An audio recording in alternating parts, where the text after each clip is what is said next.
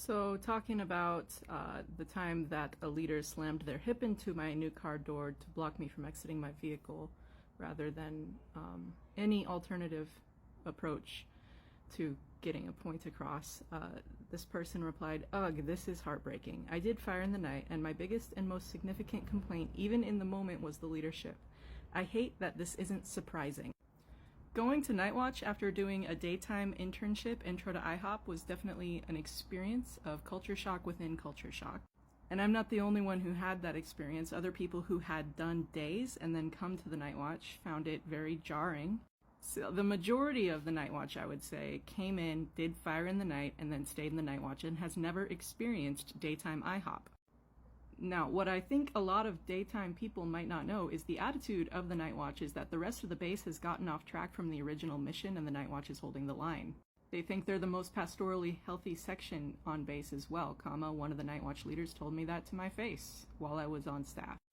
If being at IHOPKC is a bubble within the evangelical bubble, which is a bubble within America, which is a bubble within the world, the Nightwatch is a bubble within IHOPKC. My general experience of IHOP outside of the Nightwatch had its share of dysfunction, but all of that ramped up when I went to the overnights. They have some stricter rules, and the reasons for them given are often fairly demeaning. For example, they ask everyone to do midnight to 6 days a week, except for the people that get exceptions. And I mean, literally, when I was just a volunteer prayer room staff, which is a 12-hour-a-week commitment, that position no longer exists under that title, but I was a volunteer 12-hour-a-week commitment, and they were still saying I couldn't come to the Nightwatch hours, in the Nightwatch hours, unless I did midnight to 6 days a week. I was just a community member that had a sacred trust for the accountability, but they were demanding me commit 36 hours a week to coming and being in the prayer room midnight to 6 if I was going to come at all.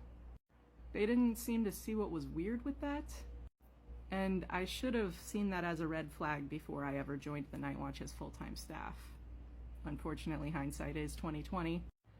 But then not everyone's held to that same standard. There was a worship team that only had 4 a.m. sets, and I didn't see any of them on base before their 4 a.m. set briefing.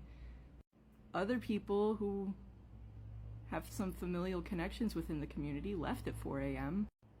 And it's just really frustrating to have this unmovable standard that was often used to control me, but then was selectively not used. And then they said that it couldn't have an exception until they needed the exception in place. And then all of a sudden, the thing I'd been asking for that would have been easier for me, that had been taken off the table, was back on the table because it was more convenient for them after I'd moved my whole life around to fit what they were asking of me.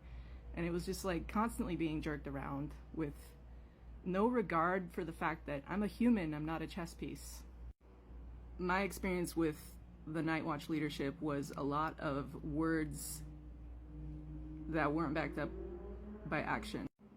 Verbal contracts made for jobs and situations that ended up being renegotiated over and over and over, and often contingent upon an outside observer's assessment of my heart.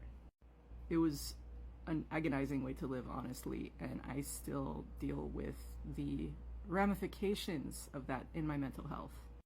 I mentioned groupthink earlier. I really recommend looking it up. There's an excellent page on groupthink from Northwestern University. If you go on search engine of choice and look up groupthink Northwestern University, you should be able to find it. I recommend reading that bit about groupthink. If you find anything from like a reputed, .edu source, usually going to be in like a management school around organizational psychology, industrial organizational psychology. And as you read about groupthink, look back in your life on times when you've been around a place where there's appeals to unity as you read the definition of groupthink. Just saying. Anyway, I could go on and on about the Nightwatch, but this video is getting to be 5 minutes long, so I'll stop there for now. Feel free to go to my AMA or leave comments in my videos for me to respond to. Thanks everyone that's been liking and commenting and just giving me general feedback.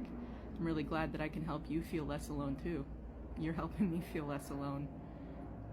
We went through this wild stuff. It really happened. Like, wow.